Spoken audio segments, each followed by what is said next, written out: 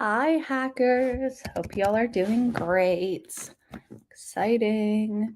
Hello. Hi, everyone. Awesome. So, welcome to Global Hack Week. We're going to turn my music back on here. But at this point-ish, there we go. We're looking good. Hello, hello. So, yeah, welcome to Global Hack Week Games, everyone. It's going to be a fun little stream. This week, we'll be doing a couple of things. First off, I think we'll probably, let me do this. I kind of have a couple ideas. So we'll start off by, I'm going to write this down in my little notebook. If you've been to any of my streams before, you know I'm a big notebook gal, which is funny because I think that's the only time I write on paper at this point, but we've got our trusty little notebook here today. So we'll start off by discussing what Catan is. And then we'll play one round.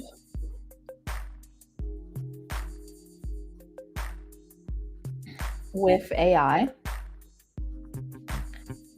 Then we will take a look at J settlers and Q settlers, which are some of the most important kind of research in the work. So we'll discuss Catan and project. We'll play around, look at J settlers and Q settlers. Then we will begin maybe working on our Q. Yeah. So it'll be fun. We'll talk a little bit about AI, talk a lot about games. It'll be a great little time. So let me go ahead and start us off by dropping our check-in link to the chat. So you can go ahead and check in there. So if you're looking to check in, go ahead and want to do that right here. You can check in here. Then we're going to also open it up to Q&A in the chat. So I'd like to make my stream super interactive. So you can just hop in to the chat and ask any questions. And then we're going to go ahead and also I'll go ahead and talk you through a little bit of my plan. So first plan is we're going to talk a little bit about Settlers of Catan, what it is, why I chose my semester-long project, kind of the idea behind that. Then we will get to talk a little bit more about how to actually play the game and some of the intricacies behind it. And then we will dive into the development aspect of it. So we'll take a look at some of our bit of more well-known networks or our more well-known research on the topic. So we'll talk a little bit about academic research, a little bit about project-based development, a little bit about prolonged projects, open source too. We're really hitting every single Global Hack Week topic in this one pretty much. So it'll be really fun. Let me go ahead and a little information on the official Catan website here. So I'm going to go ahead and share my screen. Open this up real quick. So, yep, I'll go ahead and accept that. So, welcome to Catan.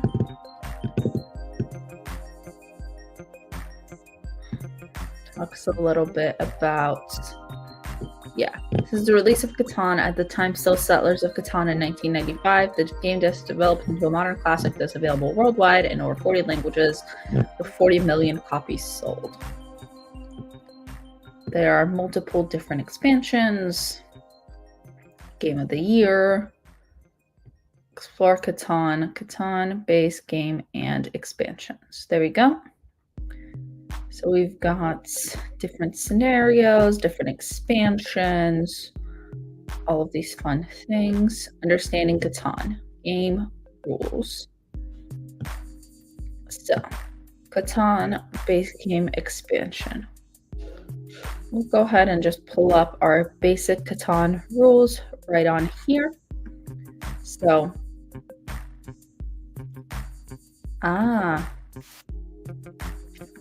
Oh no! That is so crazy. Unfortunate. Yeah, so it's actually at 1 p.m. It's a little bit confusing because of daylight savings time. Each stream is an hour early because we switched to daylight savings time because we follow the Eastern time zone. So that's why it's technically 1 hour earlier. But thank you for pointing out that you can't share my screen. I appreciate it. For those of you who can't join, it's okay. We'll see you at the next one. Thank y'all for stopping by. Yeah, welcome to Catan Game Rules and Almanac.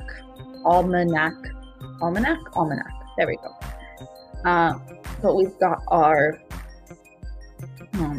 kind of bigger rules. We've got 14 terrain hexes or tiles, 6 frame pieces, 9 harbors, 18 number tokens, 95 resource cards with brick, grain, lumber, ore, and wool, 25 development cards, which are 14 knights, 6 progress cards, and 5 victory points, 4 building cost cards, 2 special cards, the longest road and the largest army, 16 cities, 4 of each color, shaped like churches, 20 settlements, 5 of each color, shaped like houses, 60 roads, 15 of each color, shaped like bars, 2 red dice, 1 yellow, 1 red, 1 rubber, and 1 booklet. So we've got our starting map for beginners, which talks a little bit about what research production looks like. So we've got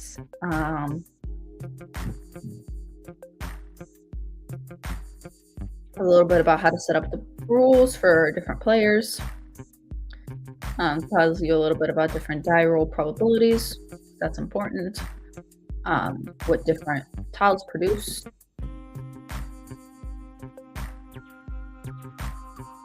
And then there's starting setup for experienced players, which was how we'll kind of the more famous, at least in our realm version. We've got setting up the game. We have turn overviews.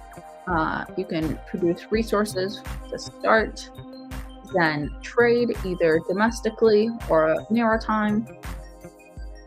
Building, roads requiring brick or lumber, settlements requiring brick, lumber, wool, and grain, cities requiring 3 ore and 2 grain, development cards requiring ore, wool, and grain.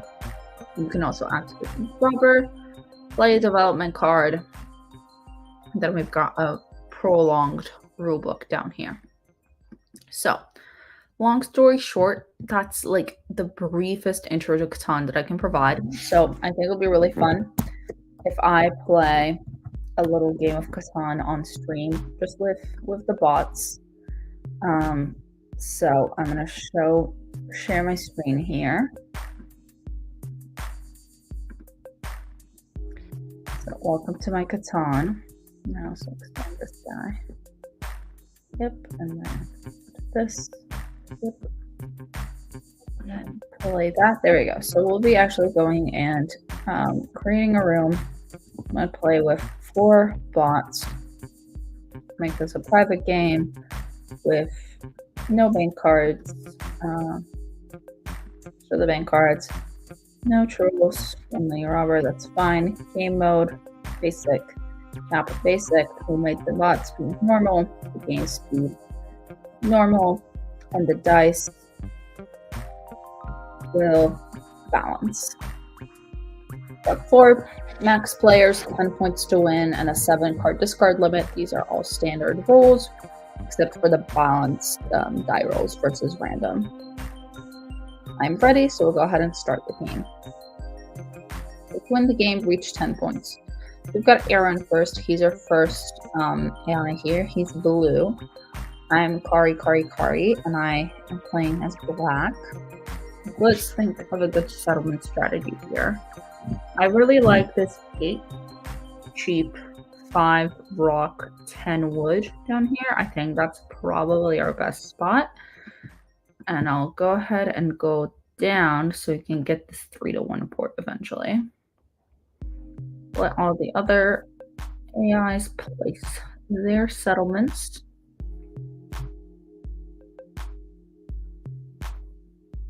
more red, and then I should be next again. Cool. So now let's see. I need brick and I need wheat, probably.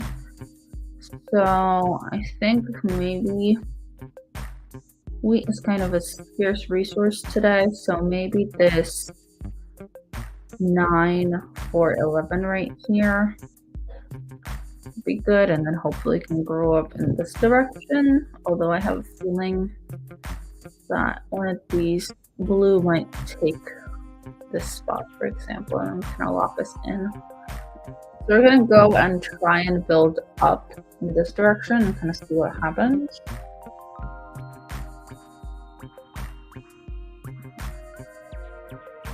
Okay, so he dropped in right in this middle one, which is not ideal, but it's fine.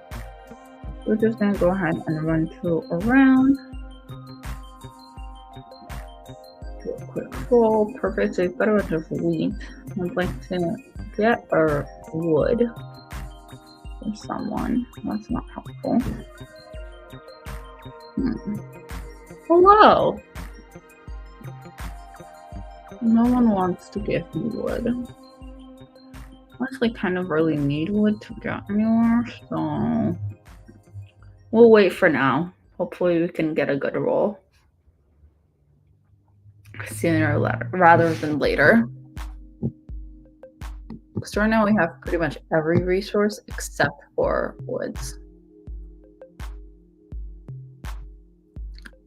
I'm confused as to why you're streaming on MLH Blue and not MLH. That is because we have an online hackathon taking place this weekend, and the online event is currently having its closing ceremony, which is being streamed on MLH, the regular channel.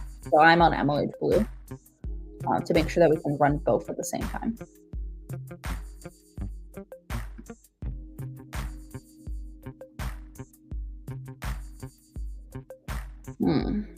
I'm worried. Unless we get a good thing, I'm gonna get locked in really soon. Okay, robber time. And I have exactly 7 resources. Yeah, but because they were supposed to start at the same time, we tried and have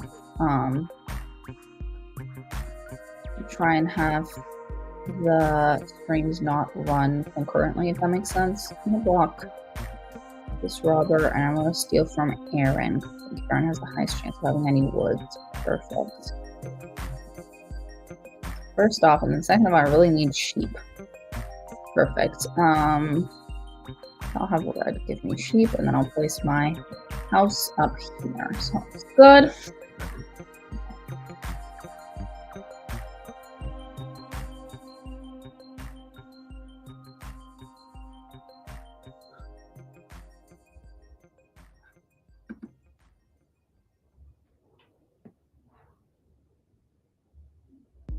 We blocked off orange there, which is a pretty good move on our end. And apparently we have a ton of sheep. And I would like to get some wood. No one has any? Nope. Wheat, maybe? Okay, what about rock? Still nothing. Alright, so that's good. Yeah, we're gonna play through a quick game of Catan for funsies. Also showing y'all how the AI functions before we jump into some of the research behind these concepts. So this is not a very well developed AI.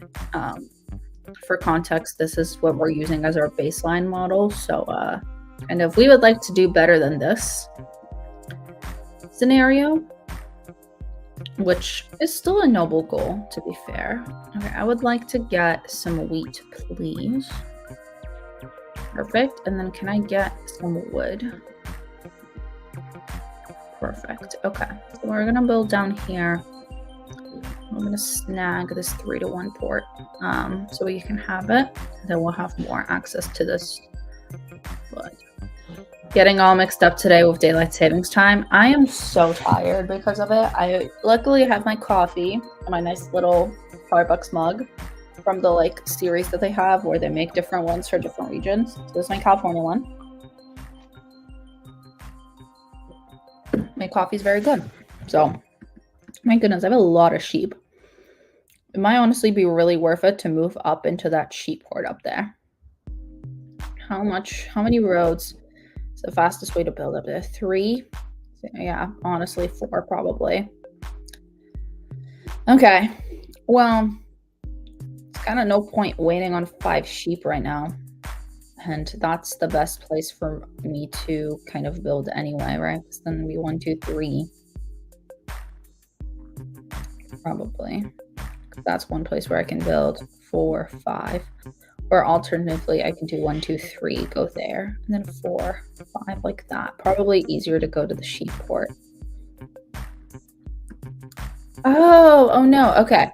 Let me actually message someone about that. I think this is the last time that it's happening.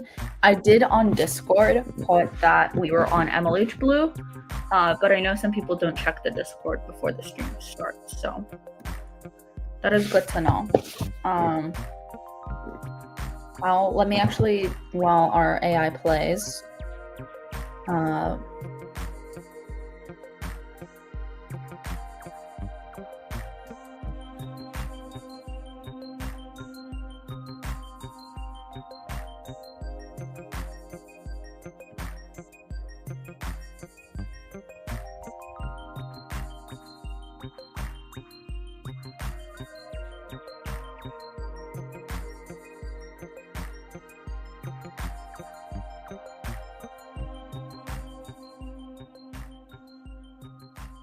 let me type that out for them, and then I'll roll my dice.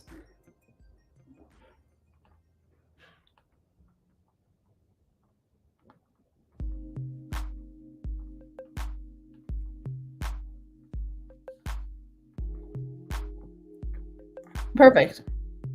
Thanks for pointing that out. I just went ahead and sent them a message. Let's see what we're rolling in terms of that. Okay, cool. So we've got that. So I guess we could start by building another road by trading the sheep here. We could also try and build another towards this 8 sheep here, but I don't know if that's necessarily a good idea. Nothing we really built down there or up here. So I say we just, well, potentially let's see if someone will take 1 sheep.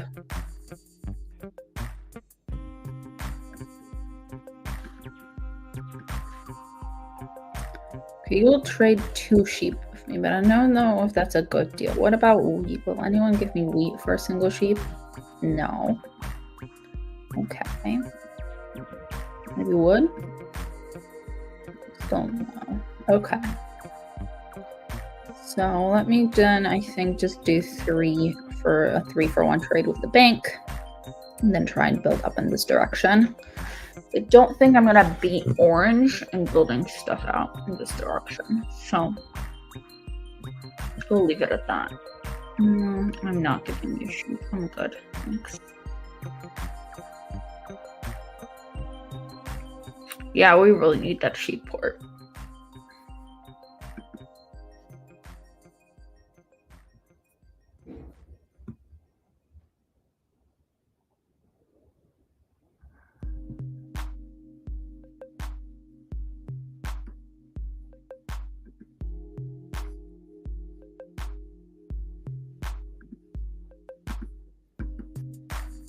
Anyone have brick? No. What about wheat, maybe? No. No. Okay. Then I guess we wait.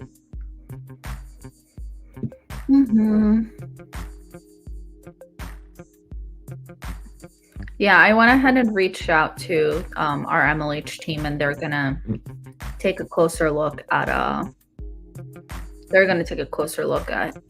what that is and fix it for next time. But I'm so glad you're all here. I appreciate it.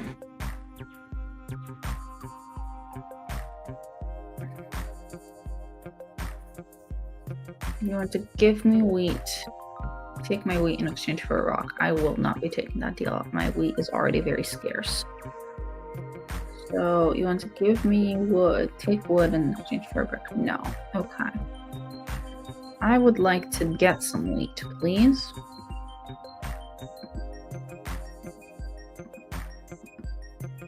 Okay. Orange will take wheat. Orange or yellow or blue. We'll do blue because blue has less points. And I'll go ahead and go to the bank. Do a 3-for-1 trade. Let me just first check that no one will trade with me for 101. No. So we're going to the bank for a 3-for-1 trade, and we're going to build a big house down on my 5/8/10 here. 5 points. Cool. No, they blocked my sheep. So sad. Okay, we got our 9 brick. Cool. More brick. Fun.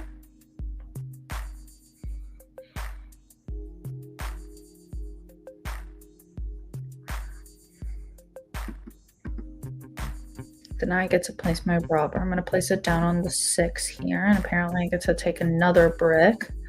I'm not going to trade any of these yet. Another 7. Okay, cool. Got some sheep. Got some rock in the wood. Cool. Nice, nice. Okay, a rock for sheep, a rock for wood. I'll pass on that trade. Okay. Cool, okay. I think I would like to build the second road up here. Let me see maybe if anyone wants to trade with me for wheat. Perfect. Blue will trade with me for wheat. Then I'll place this down here. And then I would really like wood. What about 2 sheep for 1 wood? No one. Very sad. That's okay. Cool. We're making steady progress. We're at 6 points. Looks like it's a steadily into second place right now. I am a little bit worried about Beaver here steamrolling a little bit, unfortunately. But it looks like the other players are also doing a solid job of making sure he's blocked. Okay. And also, Aaron here, blue, just built longest road. But also he can really very quickly expand the reach of his longest road without doing too much. So let's see what happens here. Although we could also pretty quickly take the title from him.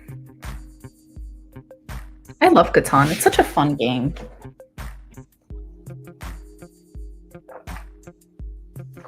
I'm honestly a really big board game fan. So I'm very excited that I get to do this project for a whole semester. So I need some wheat. I need some brick. No one has any wheat. What about brick? Anyone have brick? Yeah, no. Okay, so we'll do 3 for brick, and then we'll probably just trade 3 for wheat. We'll place this. We'll do that.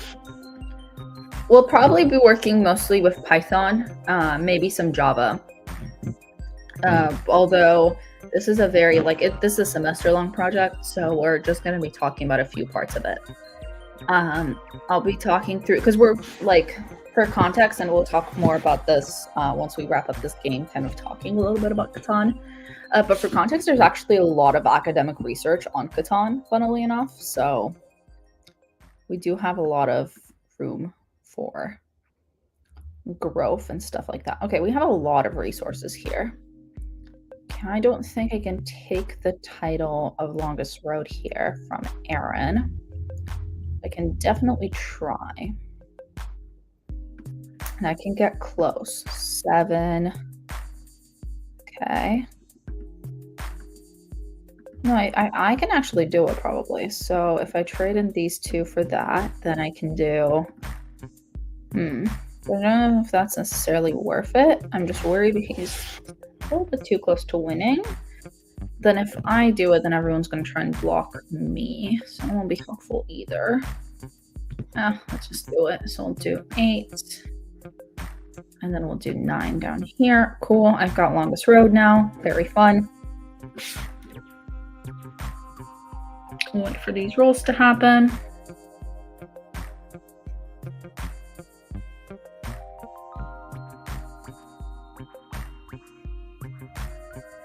We got some wheat, which is fun.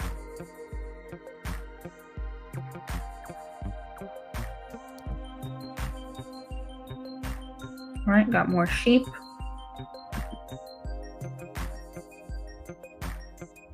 Try and steal. Actually, I don't want to place it down there. I think I'm going to place it on this. Steal from Bever. Piece of rock, old meat. Okay. Actually, not super helpful. Anyone got brick? They're not going to trade with me right now because they know I'm close to winning. So we'll do 3 for a wood or a brick. Let's do a brick. I feel like I'm less likely to get brick. And then hope that we can win in the next turn. Perfect. Yeah, as long as we don't get robbed, should be able to win.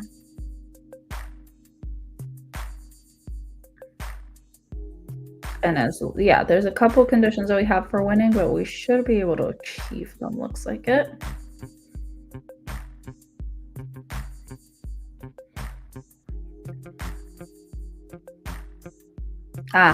So Aaron just took the title from us for longest road, sadly. But we should still be able to take it back from him.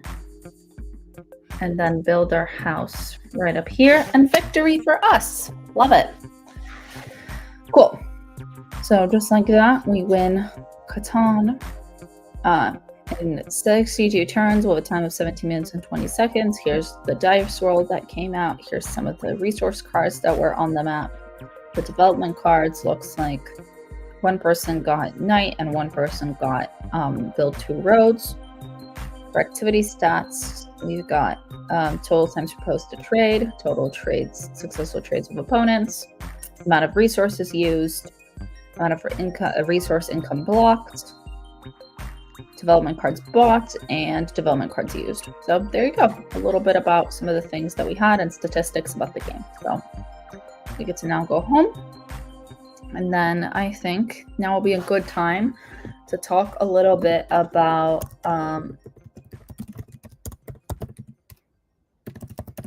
some of the research that is out there. So there is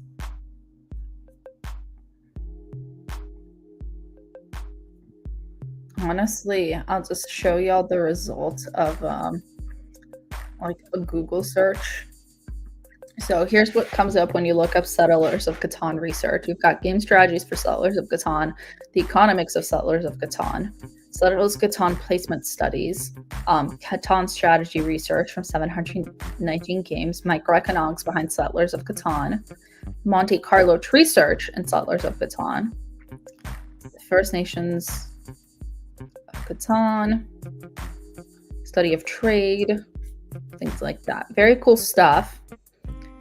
So for context, when we've got something like this paper from the University of Edinburgh, we present an empirical framework for testing game strategies in the Settlers of Catan, a complex win-lose game that lacks any analytic solution. This framework provides the means to change different components of an autonomous agent strategy and to test them in suitably controlled ways via performance metrics and game simulations and via comparisons of the agent's behaviors with those exhibited in a corpus of humans playing the game. And provide changes to game strategy that not only improve the agent's strength, but corpus analysis shows that it also brings the agent closer to a model of human players. So we talk a little bit about Settlers of Catan. Here it brings up specifically J-Settlers. The purpose of this paper is to develop an empirical framework for developing and improving symbolic strategies for playing complex games that relies above 2 advantages of symbolic modeling. Like the work we just mentioned, our domain is Settlers, and our starting point is an existing open source symbolic agent, J-Settlers, and we'll be talking about J-Settlers soon as well. So J-Settlers, I'll go ahead and pull up the links. We'll be looking at those in a few seconds. So, but hello, friends. Hello, everyone. And then you've got tons of different things. There is the MCTS approach, reinforcement learning, and then different games for different situations. So it talks through some of the things that happen. And then we use an open source. It's very cool, actually. There's a lot of really important academic papers on this. It's honestly one of the spaces in which as we've seen the growth of reinforcement learning and Q learning and things like that, it's one of the problems that's complex enough that we have a lot of. Sorry, I'm trying to get comfy. It's complex enough that we have a lot of things that we can learn from it, but that's still finite to a certain extent. But yeah, this is the university in Edinburgh, right, in Scotland. So we've got planning and J-settlers. The J-settlers comes with 2 inbuilt game strategies, a fast strategy and a smart strategy. Fast strategy relies on minimizing the estimated time to build, or finding the next game action that enables the player to build the next piece in order to get the next victory point.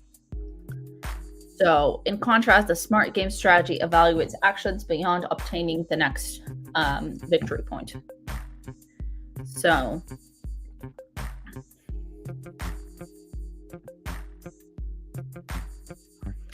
compute the best build plan, a sequence of build actions that best advances the agent's position in the game. Try to execute the best build plan, including negotiating and trading, or with other players, or the bank of a port. So a detailed description of all the steps is given, but generally for a reinforcement learning perspective, we choose the best build plan. Choosing the best build plan is the estimated time to build. The fast strategy considers only the estimated time to build of the next piece. So it aims to minimize the estimated time to build and maximize the estimated speed up. There's also negotiations. You measure performance by win rate. So 10,000 games, and then a significance between less than 0.01. So the original hypothesis that technically each agent should win 25% of the games if we do it randomly. Then there are other measures of the acquisition of resources and buildings. They use a lot of different statistics to figure out these things, and then go ahead and find a correlation between win rate and resources from hexes, in which we can assume that the more resources someone gets from the hexagons, the higher their chances are of winning. So, and we've got some statistical outliers, which we also account for. There we go. We've got stuff like build strategies. So how to improve initial placement, right? So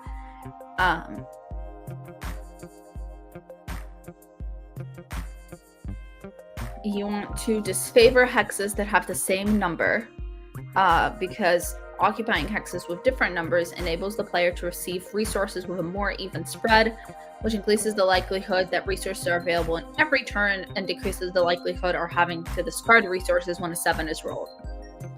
Disfavors building both settlements on the same hex, which is a special case of the first factor, but this is disfavored more strongly, and also uses a weighted scoring function for resource combinations. One J-Settlers agent playing against 3 of our benchmark baseline agent wins 15.2% of the games. So effectively it demonstrates that its initial setups is statistically significant. Then we also look at ranking build plans. So effectively the benchmark wins 23.4% of the time, while the ranking wins 30% of the time.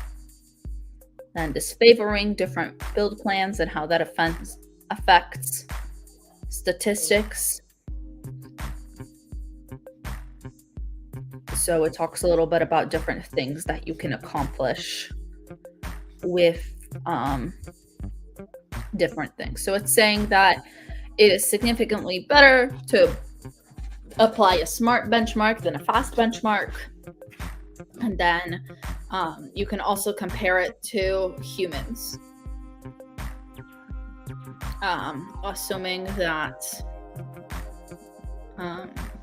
you kind of do an idealized version of the ranking. And then, yeah. So in this paper, they did not talk a lot at all negotiating and robbing. So they completely skipped over like trade negotiations and that, as well as the robber or the bandit, as I was always called him. So we've got that here. And then we've got, like I mentioned, coming back into Open Source Week here, we've got a very famous, and I'll drop this link in the chat for anyone who's interested in following. So we've got Jay Settlers here, which is a famous open source framework. And then we've got the University of Edinburgh paper, if I can figure out how to spell Edinburgh. We've got that in here. And then we've also got another very cool thing that we'll talk about called Q Settlers. And we'll pull that up eventually. So J Settlers, or Java Settlers, was initially started in the mid 2000s. You can actually see the original website here, and you can see the earlier updates and when they were made. But for context, this is a game, like a game engine in which you can play Catan on a locally hosted game version.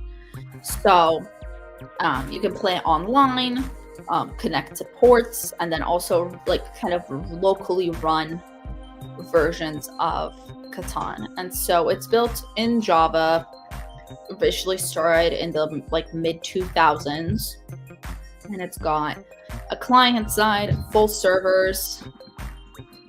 I mean, to be honest, the mid 2000s was a long time ago for an open source project that is still actively maintained. B, the mid 2000s is a long time ago for a project that is still considered to be the gold standard of the like industry or of the research. It was 2, actually, depending on what part of the mid 2000s it is, right? If you think about it, if it came out in 2004, it's 20 years old. And I'm pretty sure, when did J Settlers come out? I don't remember. But long story short, you've got there's a server side, a complete command line tool that works with it. Yeah, 2004 is 20 years ago. I know. You're welcome, Wei.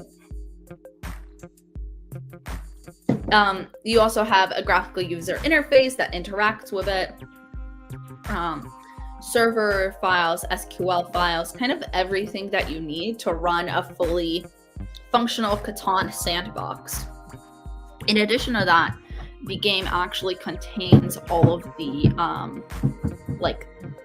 sorry, I'm about to topple over my trash can and I would like to not do that. But as I was saying, we've got tons of different kind of helpful things within here. It's got things like a game window, different things that they've updated, translations in different languages, and all of these important things that have been getting updated since, version 1.15 was in 2012, version 2.00 was in 2020. where it came out with an expansion.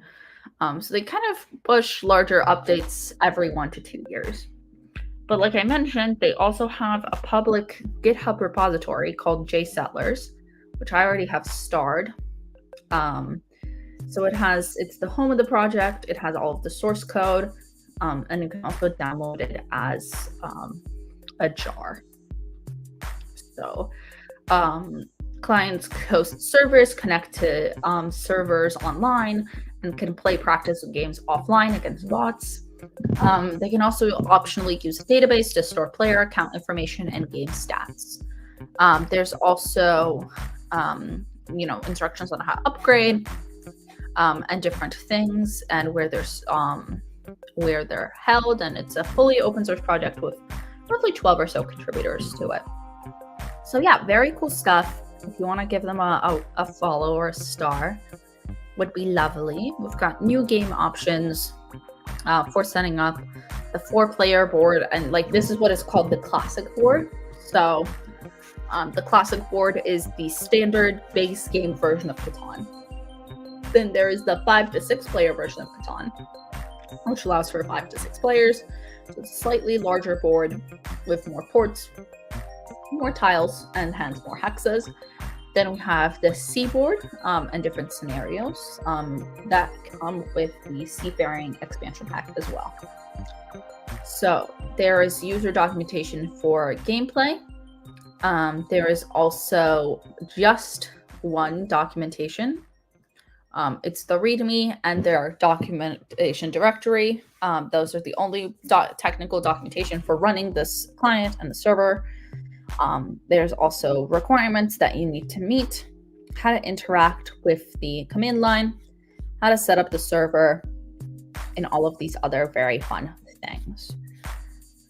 How to upgrade from earlier versions, how to build onto JSettlers, different localizations developed by different people, and other very helpful stuff. So they are, pretty helpful open source project. Fix like bugs, UI overhauls, and things like that, and other issues that they're facing. So yeah, there's also another thing that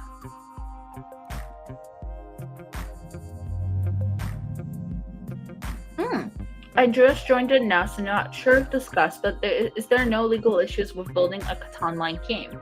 Is that the reason why this is a desktop version and not a web version? So, great question. At the very least, when it comes to, so I can answer this in a couple of different lenses. I'll talk about the first one, which is like, how can someone like build a free Catan game that works online versus doesn't? The effective answer to that is like fair use, or at the very least, for me, right, as someone that's using this information for educational purposes, I'm not infringing on Catan's copyright at all, right? I'm not selling anything on the website. I'm not profiting, making money off of Catan. In addition to that, I am using the name Catan, the likeness of Catan, to teach y'all a bunch of things, right? For something like JSettlers, it is also likely protected by fair use, due to the big reason that it is not monetized whatsoever. They are also using it for educational purposes and to improve access to sort of different resources. So they're likely protected also by fair use. If they were not protected by fair use, there could potentially be a lawsuit where whoever owns the copyright for Catan in the US would issue a lawsuit to someone in something like JSettlers. But in reality, because the project is making no money and it's entirely open source, and because the project is not in the same market, And because the project is being used for educational purposes, they're unlikely to lose the lawsuit. And the idea behind that is, and I saw your next comment here that they're taking away players away from Catan Studios. Yeah, so it comes out to like Settlers of Catan is a board game, so it's not like taking another video game and releasing it as an alternative and direct competition. So it's about the industries in which they reside. While Catan is a board game, the copyright is owned on like the name Catan, the like design, and then the like different bits and pieces. But they're not directly taking away players. It's different than if Catan was a fully online game and then they developed it. Yes, it's likely that if Catan released a fully online version, this might not be allowed. On the other hand, it's likely that Catan would not be allowed to release and monetize an online version because of the fact that there's like free alternatives already there that have the like copyright of that. So they could actually be infringing on copyright of something like J Settlers if they did not build directly on it, right? But on the other hand, like the website that we were on earlier, Colonist.io, like this is just like chess.com, right? Except for Catan. And I'll show this for y'all real quick, right? This is just chess.com, but for Catan. You can play different games, ranked modes, different expansions, and they even monetize too. So you can like use these like magic coins to buy different expansions, get different outfits, all that, like get different colors of houses, different maps, all that, right? So they've kind of built out their own even system out here. So that's kind of why that is. And then I've got a fun other question. So do you have your own version of Catan developed? Yeah, so what I've been doing for my project this semester has been me and my team. We've worked on taking this, right? So we're taking this, and then I realize I'm not sharing my screen. So let's fix that real quick. So we're taking this interface, right? We're connecting it to this interface, right? And then we're saying that we want to be able to create, like play against bots in a setting like this, right? Where we can map the best actions to one of us and beat these three things. So, yeah, they're intentionally careful and they're intentionally precise about the way that they do this. It's an alternative. It's not a copy. It's not a, like, it's kind of how chess is an older game, so it doesn't have the same copyright protections. No one owns the copyright on chess. On the other hand, someone still can own the copyright on Catan. It came out 25 years ago. I think 29. I think it came out in 1995. So it's about 30 years old. So the copyright on that has not expired unless it was A, a work for hired and it's been 70 years, or B, the one person who published it has died. But those are the cases in which copyright has already expired, which is unlikely to be the case for Catan here. But I wanted to take some time a little bit to, and I was talking. We're working on building out Catan bots and our own version of Catan that is more improved. So let me show you our, I'm going to go ahead and make a copy of our,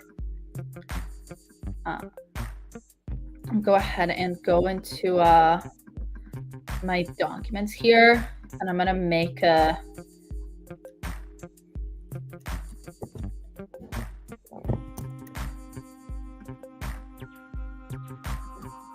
I'm going to block out everyone's names that aren't me.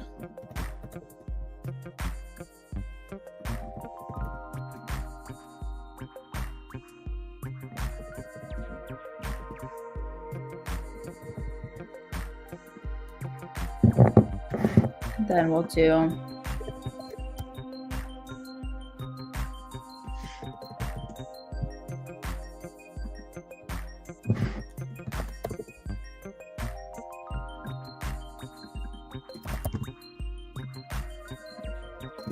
and then I'll show you some of our meeting updates.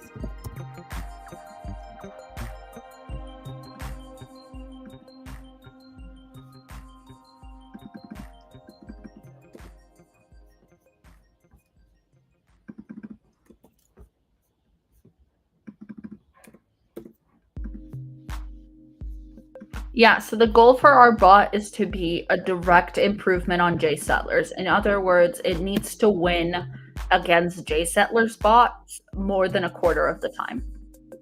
That's the goal behind it. Cool. So I went ahead and showed, yeah, chess is thousands of years old. That's kind of the difference, but there's a lot of, I'm actually kind of a nerd when it comes to like patent and copyright law too, funnily enough, and there's a lot of different fun things that are studied. Like, for example, there was a very famous case that just wrapped up in the US Supreme Court about 2-3 years ago, in which Oracle sued Google for the work that they did for taking an API and using the Oracle API, which was like a Java SE. They took about 12,000 lines of Java SE and used it to create Android. And so Oracle sued Google for their like copyright and patent infringement that on Java SE that they used to make Android. And that case took almost 10 years to resolve, and it just came to a resolution about 3 years ago. So very cool stuff. But yeah, welcome to like our project updates. So we have a weekly meeting with my team in which we get to work on different things. So we have one person who was initially working on prototyping our front end. We have one person who's working on connecting Colonist.io to any of the training work that we did. We have one person working on initial settlement placement. We have one person working on Bandit / robber. We have one person working on settlements as well. And then we have one person working on, was working on setting up J Settlers. Then we had another meeting, right, where we got J Settlers to run with a bot that accepts every trade, kind of worked through J Settlers. Someone set up an MLP neural net, learned a little bit about Q Settlers, and we'll talk about Q Settlers too. I created Bandit placement, designed an initial placement network. Someone looked into like the Colonist API, and then someone else created an outline on Figma, right?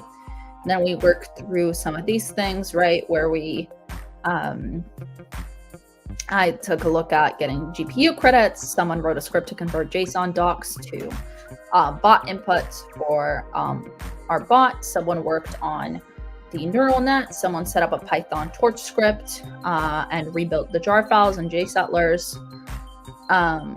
Someone wrote a new neural network for trading. Someone wrote a new neural network for settlements. And then I took a look at writing a neural network for bandits, kind of realized that, for example, it says, when it comes to training, I'm slightly concerned over the data being too noisy / random for effective training due to dice roll and stealing cards. And then I said, in the absolute worst case, bandit strategy can operate like a calculation rather than an AI. And then someone else converted the JSON to initial game board style placements. And then someone else converted their Figma layout to CSS so we could show off our progress just in case we are not able to connect to Colonist. And then finally, we had someone worked on WebSockets, someone worked on different JSettlers. People just generally did not make a lot of progress because we're in the middle of finals or midterms and things like that. But that's a little bit about the project and kind of what it looks like for updating. But currently the goal is to beat J Settlers. And so this is another famous research paper, which was actually done by 4 graduate students.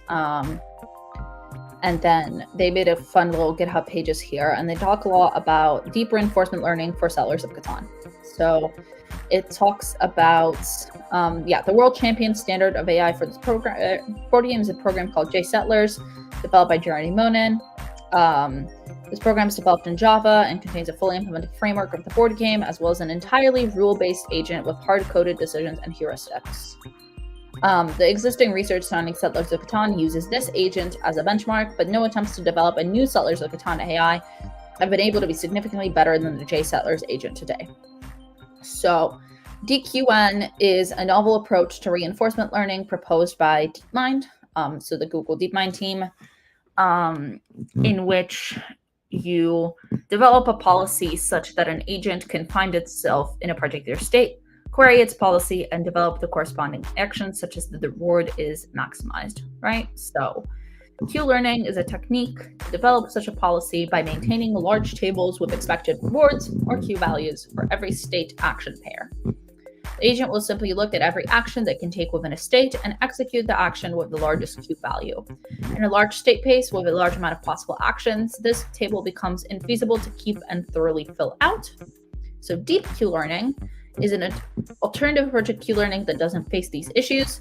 It involves utilizing a deep neural network, or a CNN, to approximate Q values for state action pairs instead of a table like classical Q-learning. DQN is very efficient when there's a large state space with a large amount of choices, as it can estimate a Q value for a never-seen-before state, comparing how similar it is to known states. It has seen success with game playing in the context of Atari and Pac-Man, which did not see success in Q-learning approaches. So here is a basic representation of these two. So you normally would have a table. In deep Q-learning, instead of a table, you have a neural network. So these 4 grad students decided that their goal for the project was to use DQN to improve upon the J Settlers agent and show that a DQN can be successfully applied to the game mechanics of Settlers of Catan.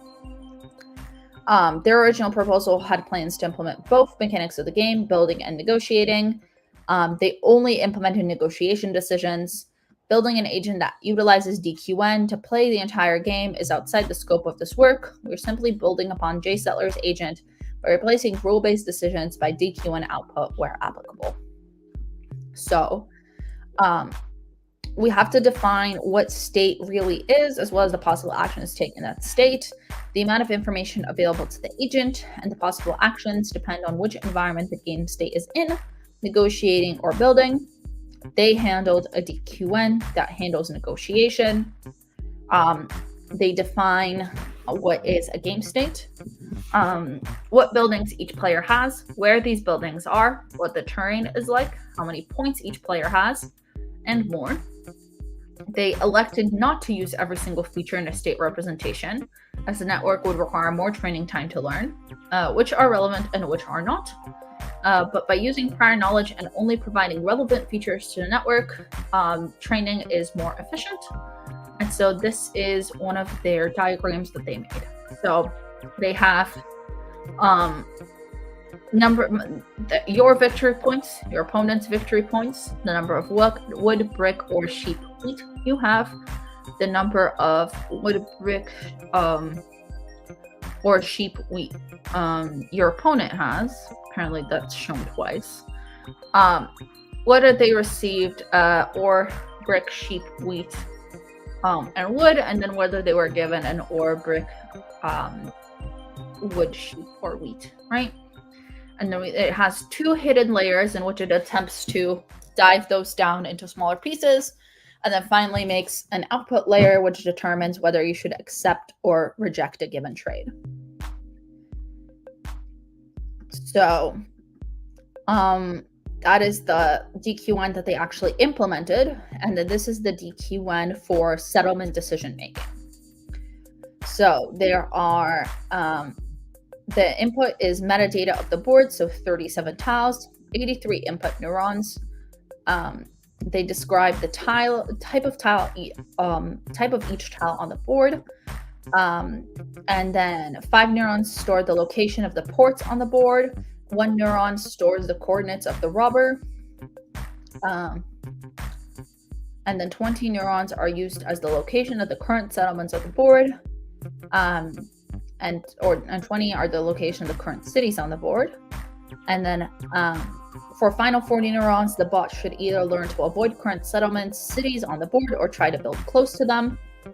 They are connected with 2 hidden layers of size 60 and 50, which are connected to 37 outputs representing the score for placing a settlement on each given tile, right? So we got 83 different inputs, which tell you the 37 types of tiles, the 5 port locations, location of the robber, and the location of all 20 settlements and cities if they are there. Dives that down to 60, then to 50, comes out finally we have an output of 37. So they perform some basic testing to determine the hyperparameters here, then talk through the settlements network, and then they define and explore the rewards.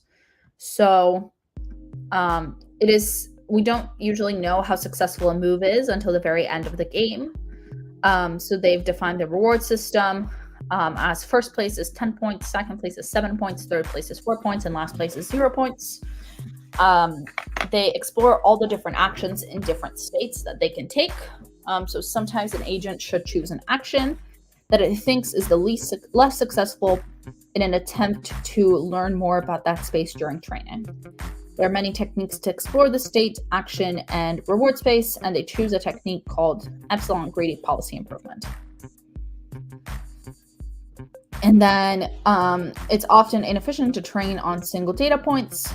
They kept a database of what they called short-term memory, which means that every time an agent performs an action, it gets feedback. It places this experience in our database. And then there is the kind of architecture that they designed, this is what initially it worked like, and then they improved it. Kind of ignoring the DQN client eventually is the goal. And then training. Training process looks for 200 games takes around 10 hours and 30 minutes to run on CPU, averaging about 19 games per hour. So it talks a little bit about the training loss versus episodes, the model accuracy versus episodes, the average rewards versus episodes, and the epsilon versus episodes, and then talks about the agent standings. So how many times the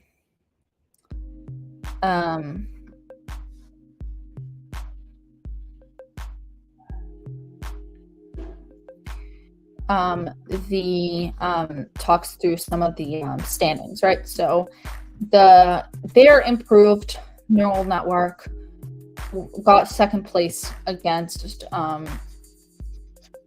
base settlers almost exclusively, right? With a couple of third and fourth places, but almost no first places. So yeah. So in theory, every single game decision can be implemented using a DQN with this architecture. Examples of some game decisions that we thought of experimenting with were offering trades, building settlements, building roads, time and place to move the robber, investing in development cards, and targeting specific players. So that is kind of what my project comes down to, right?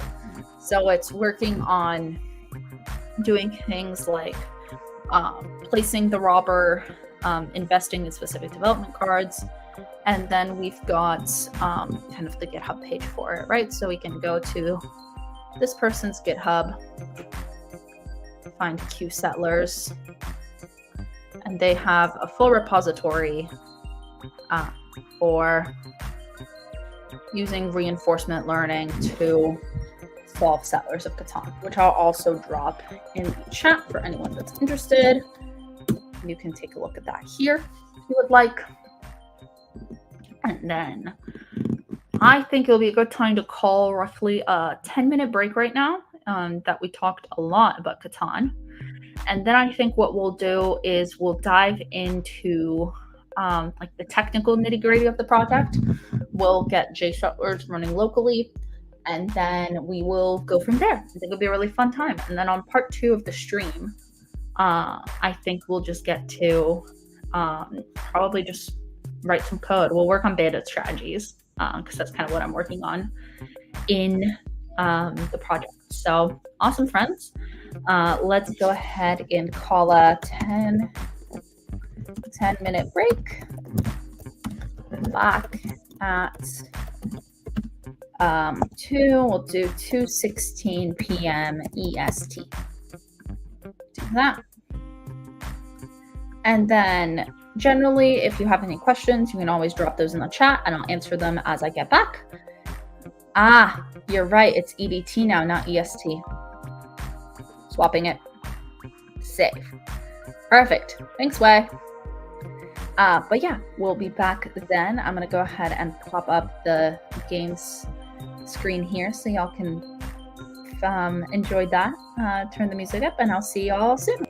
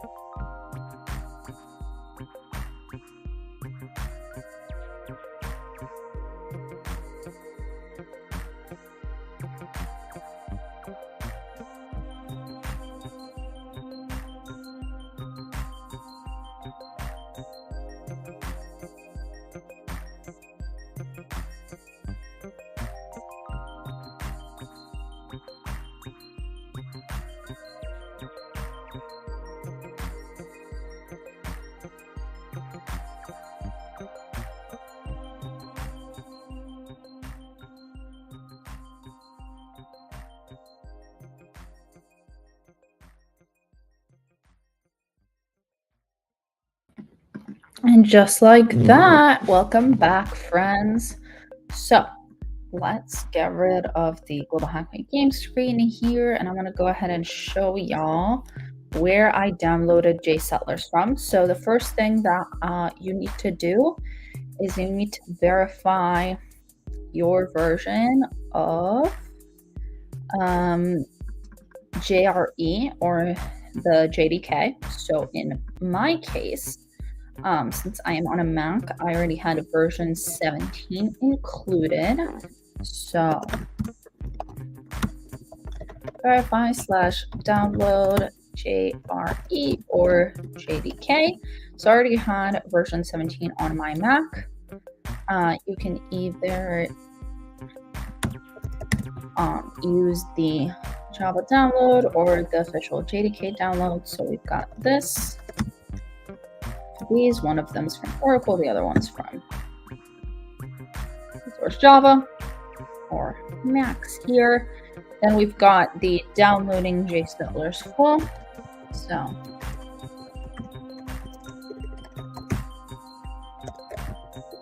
and I just downloaded it from their website, and I had got the jar file, and then I got it open. So I'll share my screen here. And here's my JSettlers client, right? So I'm going to go ahead and practice. Then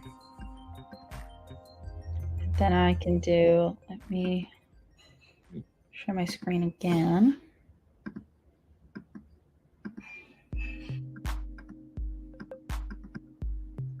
All right, so this is what comes up. So I've got game. So I want to break up clumps. Game scenario, we'll do none. Maximum 4 players. Roll no 7s during the first 0 rounds. Victory points to win.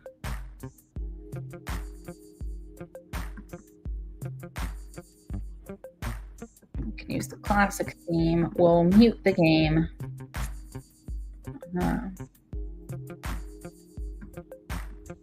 And we'll see what happens.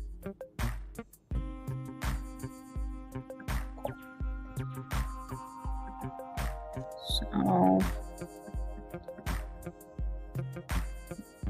I've got this up then. This is what JSettlers looks like once we have it running on our screen. So I've got this. And then options, let's see.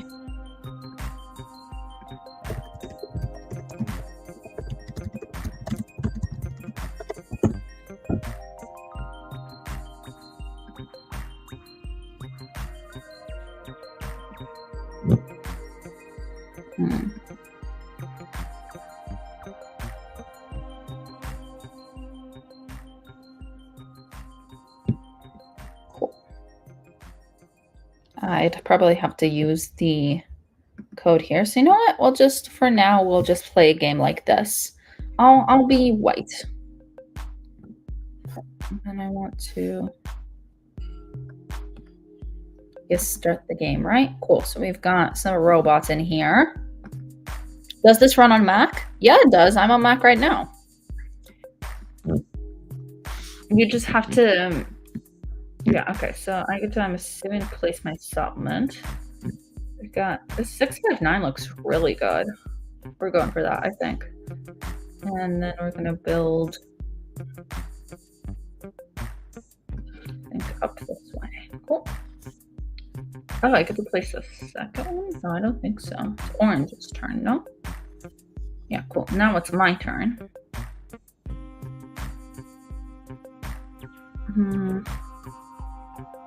I've got sheep, I've got wood, I've got ore, so I need brick and I need wheat. Now, brick looks super scarce this round. So it might be worth it to go here. This one's taken. And then build up to this 2-1 clayport here with a 6-2, potentially. The only thing I'm seeing that kind of makes sense. I just, Going for 5-2 as my second placement seems terrible. 9, 10, 11, 8, 4, 4, 5, 4, 11, 8, 4, 3. That's just a lot of sheep. Is that a sheep port? I'm pretty sure that's a sheep port though. So I could go for the 8, 4, 3 here and then go towards the sheep port, but then I have no wheat and no brick.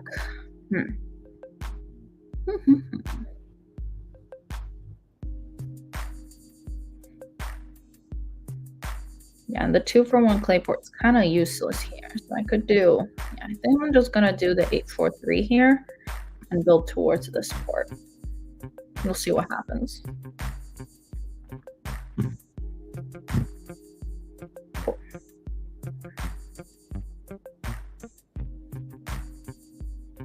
Oh, it's my turn to roll the dice. Roll. I rolled a 9 because I have 2 ore, 3 wood, no clay. So I want to give 1 wood. No, that's sheep. I want to give 1 wood. In exchange, I get 1 brick. Offer. Okay, no thanks. Sad. Oh wait, also I should clear the back at 16 p.m. Okay. So what about I give you rock offer? No thanks. Okay then. I guess never mind. Okay, then I guess I'm done. You'll give me 2. Whoa. You'll give me 2 rock for 1 wood? Or for 1 sheep? Yeah, I'll do that. Seems like a fine deal.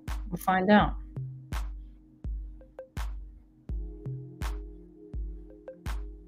Oh, I have to discard. Okay. I have to discard 4. I'll discard 2 of these and 2 of these. Yes. Or maybe, oh,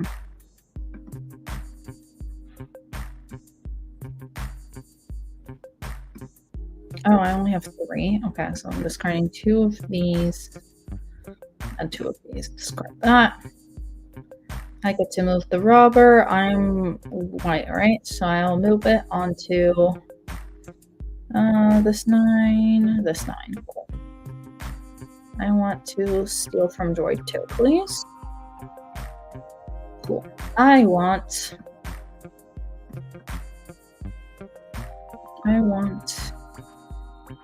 clay. I'll give you 2 sheep.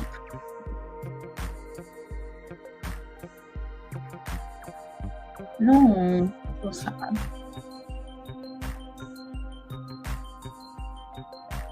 Okay, what about 1 sheep, 1 wheat?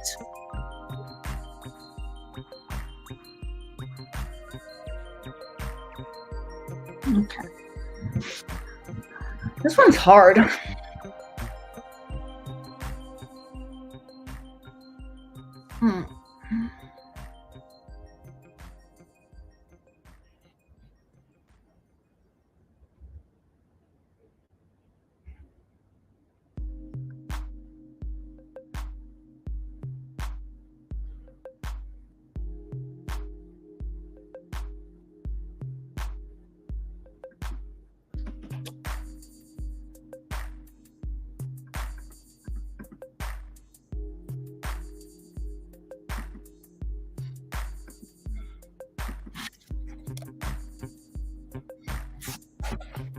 Mm-hmm.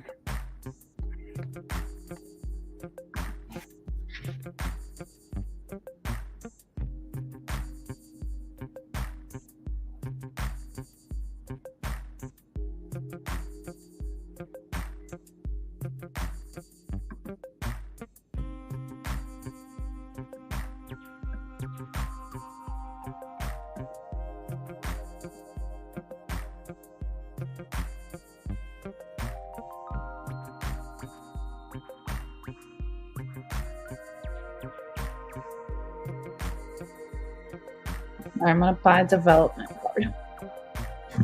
Cool.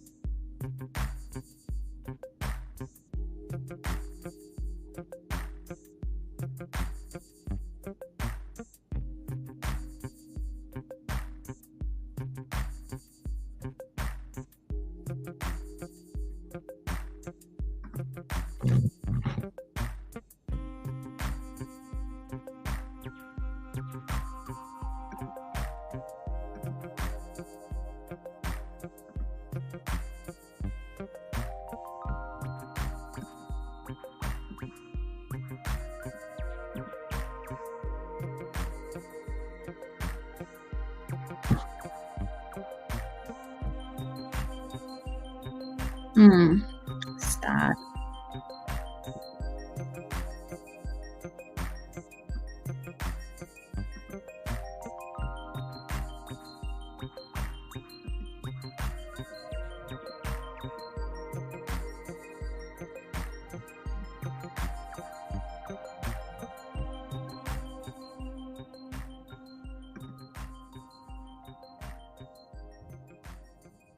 Okay, no one wants to trade with me. So sad. Okay, let's see here. Yeah, I literally wanted to do that with you like 2 seconds ago. What? Bruh. You're so mean sometimes, I swear. Whatever.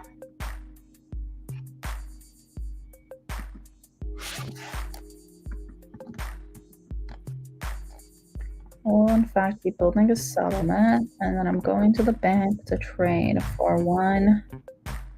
Probably for one something port, and then build a road right there. Then the goal will be to build a house there eventually. Yep, done.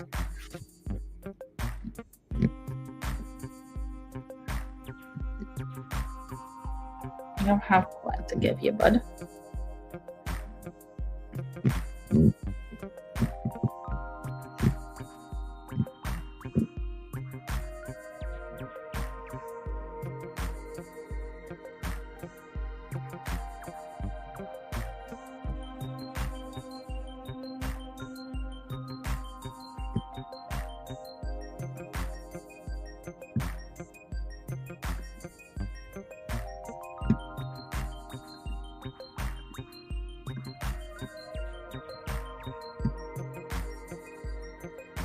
Okay, now you have to trade with me. So I guess we're done then.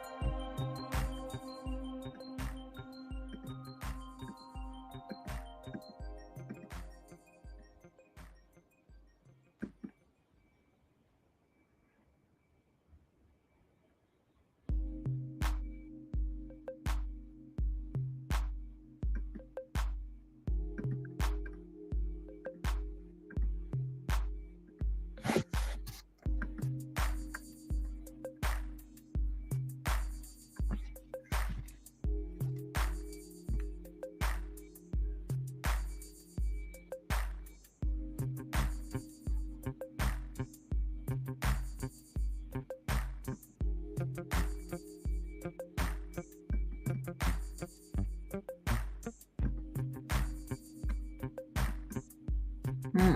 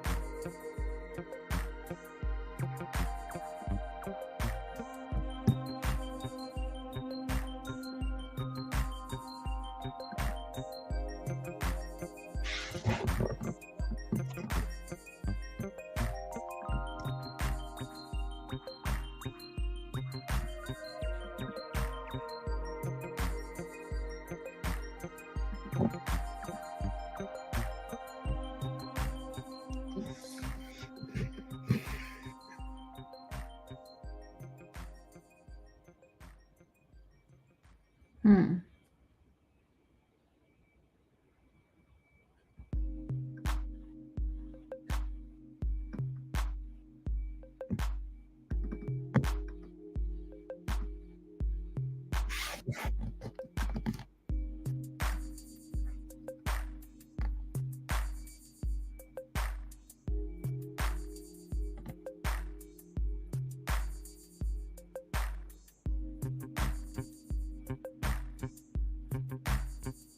Hmm.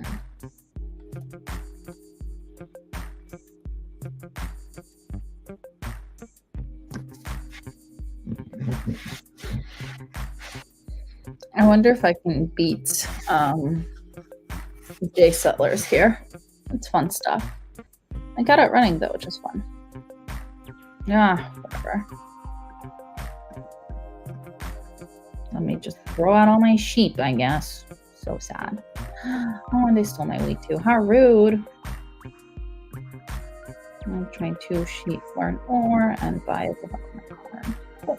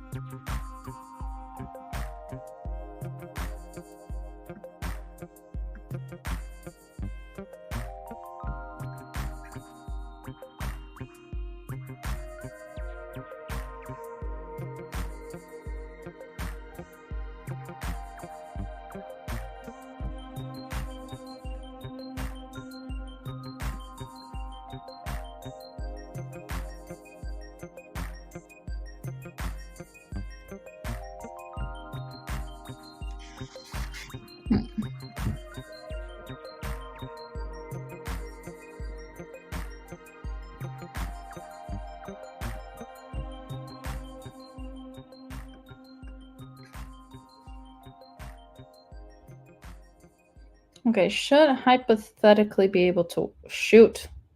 Oh, I just lost. No. Damn, I wasn't even thinking he could do it. All right, well. Cool. Nice. Quit this game. Nice. Settlers, start a server, start practice.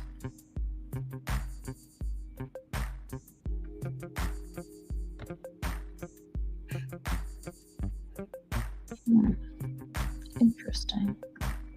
Cool.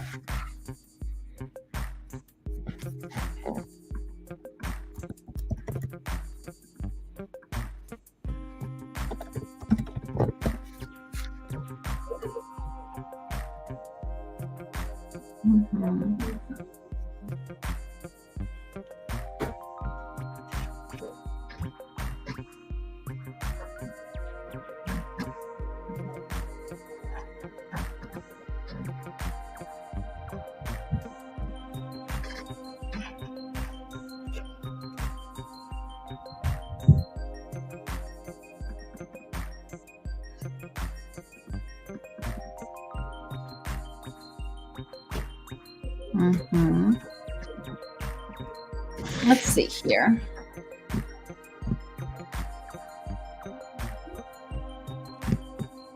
Okay.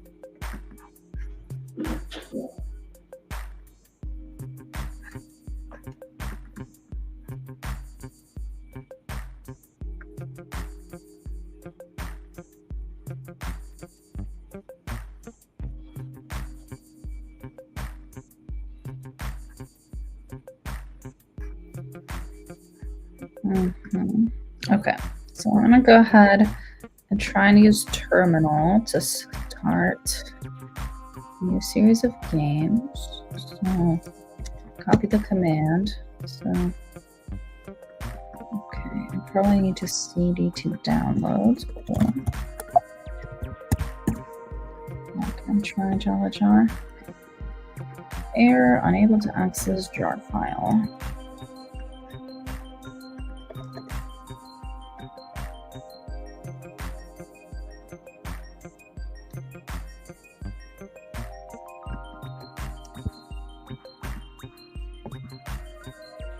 Well, I just need to be jsettlers.com, the jsettlers server.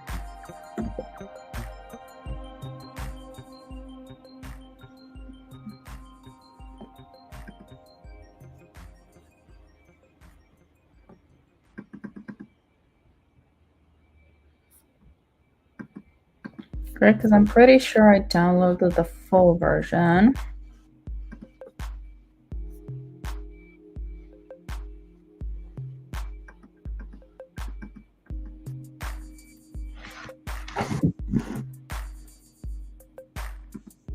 I might also download the, okay. Let me go into system settings, open jsettlers Java anyway. Yep. I have it downloaded. Cool, show my screen again. Go back to terminal, do that. Cool.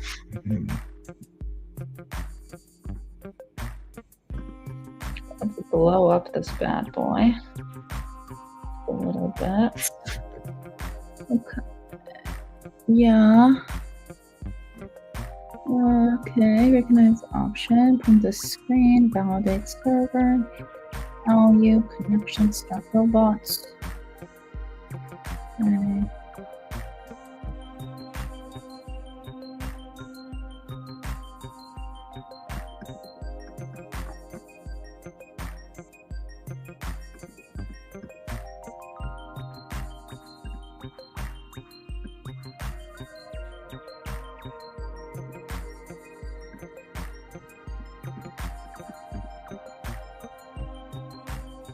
Now how would I use these? So let's see here. Now if I want to use dash dash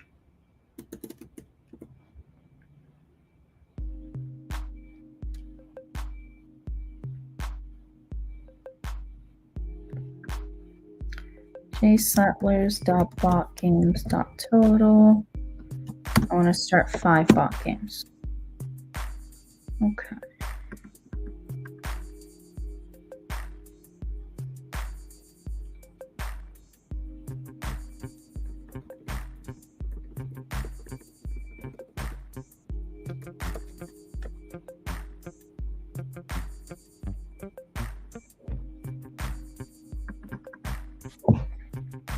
Maybe exit out of this guy.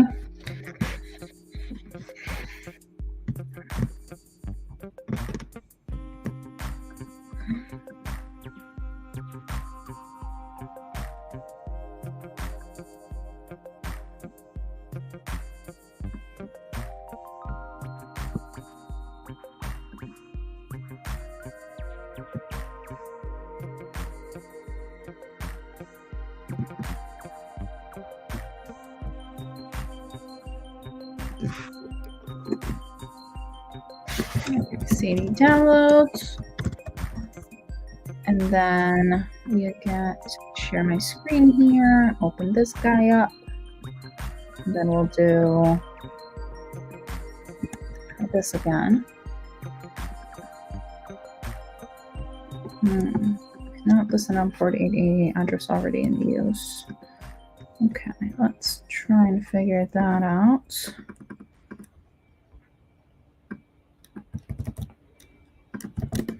Google the error.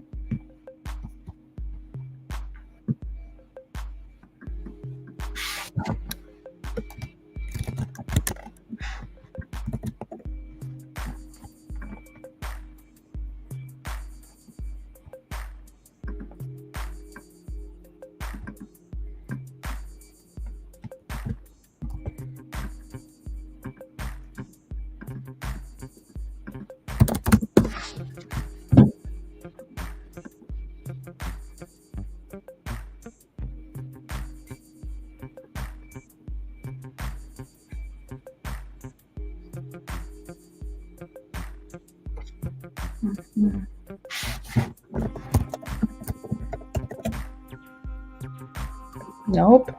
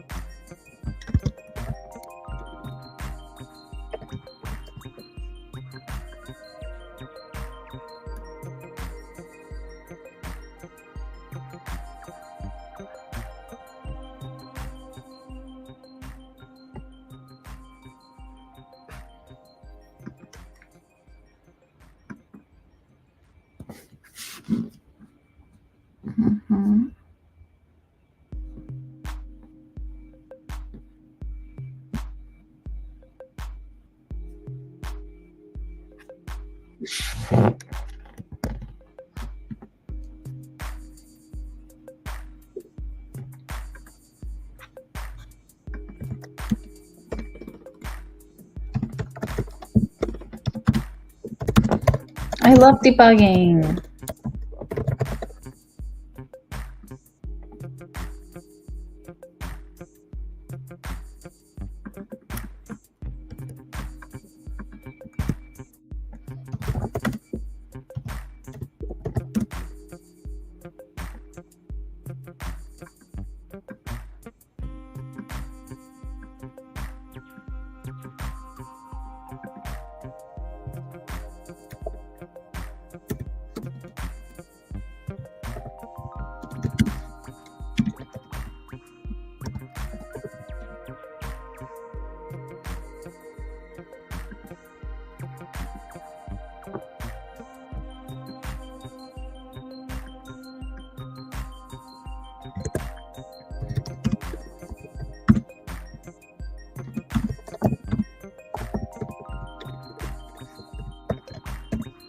Okay.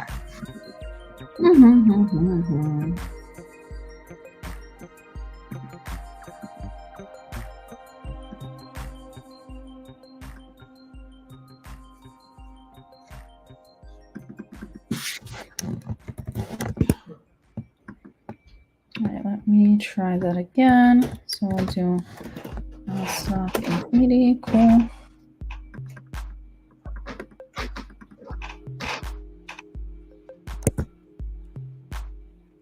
Okay, cool. I might have to just restart my computer to get it to run again.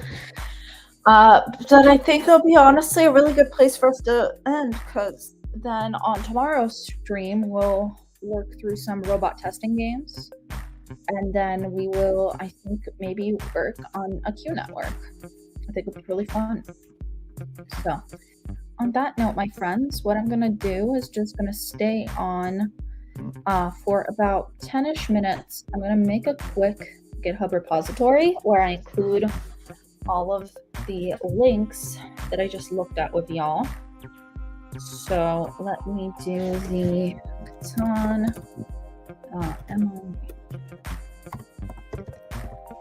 repository, and then we'll do links I shared. And can we do it as a Notion page or as a GitHub? We'll do it as a GitHub.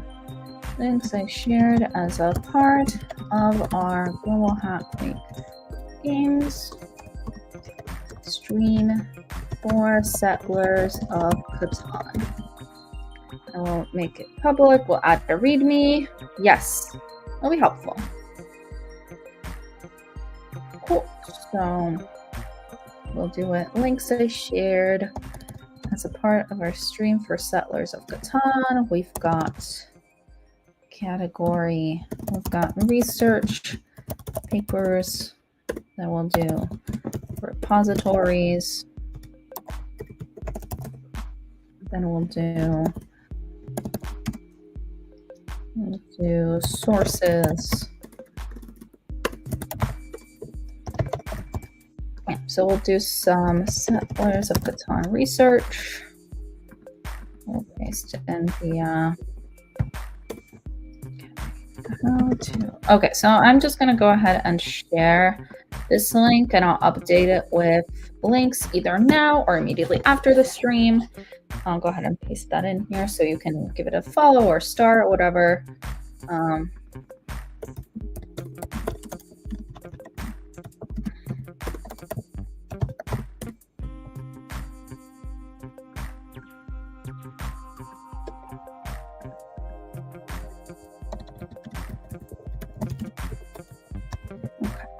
So how do I add any links on in Markdown again? Okay.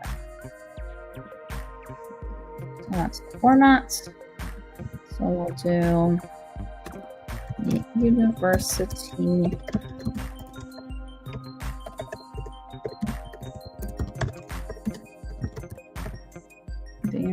of Edinburgh research paper, which we can find here.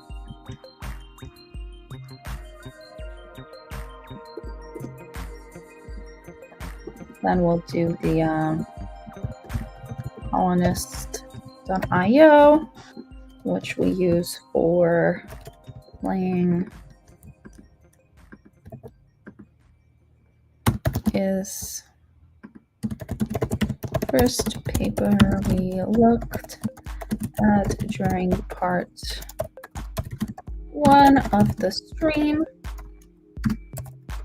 It discusses a lot of important research in developing a Catan AI. Right? Then we've got is an online free to play Catan alternative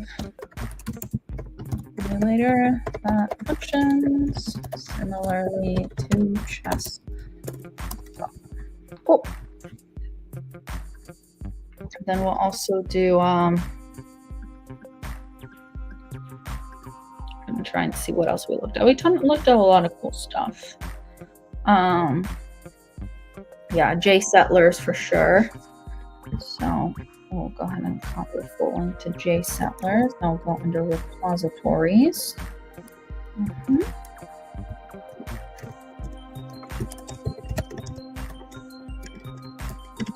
Is a Java version and server as client for J playing and training Catan. It also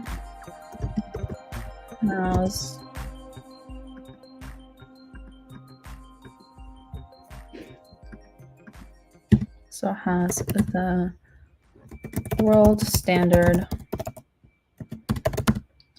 of Catan AIs. Cool. And then we've got to get Q settlers.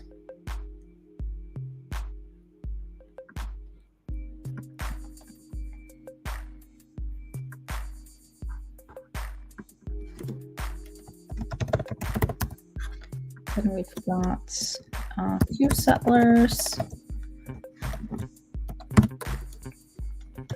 Describes a student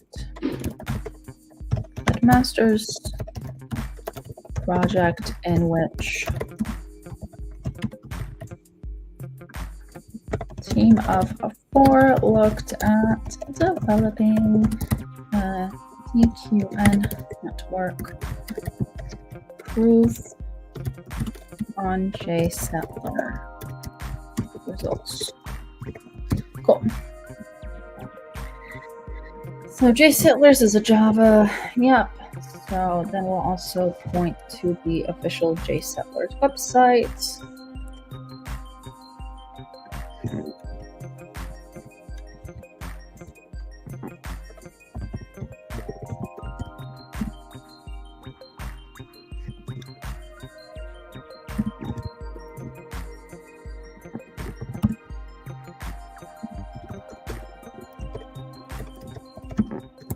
Page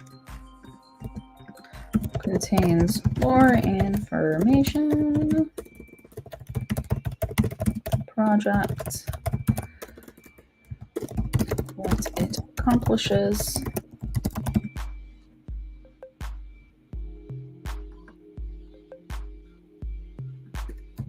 as well as updated download links, screenshots, and important information.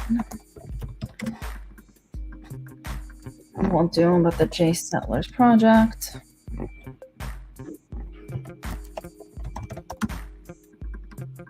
And then QSettlers.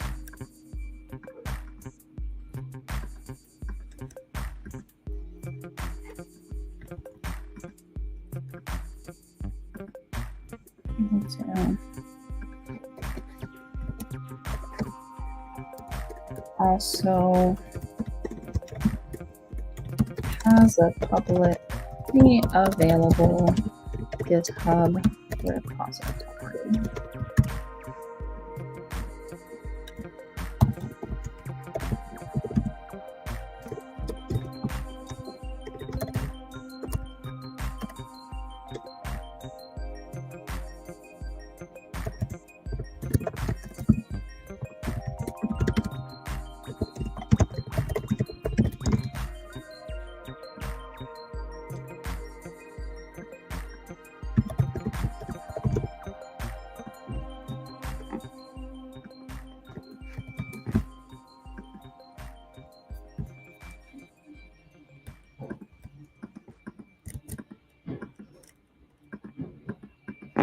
Cool.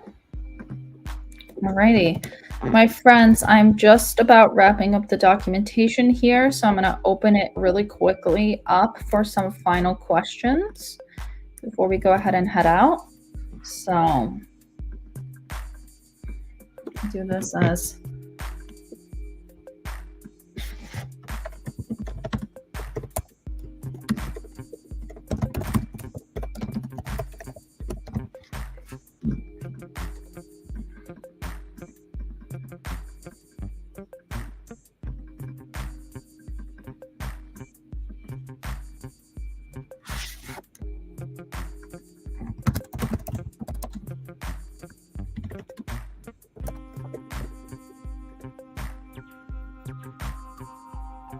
Mm-hmm.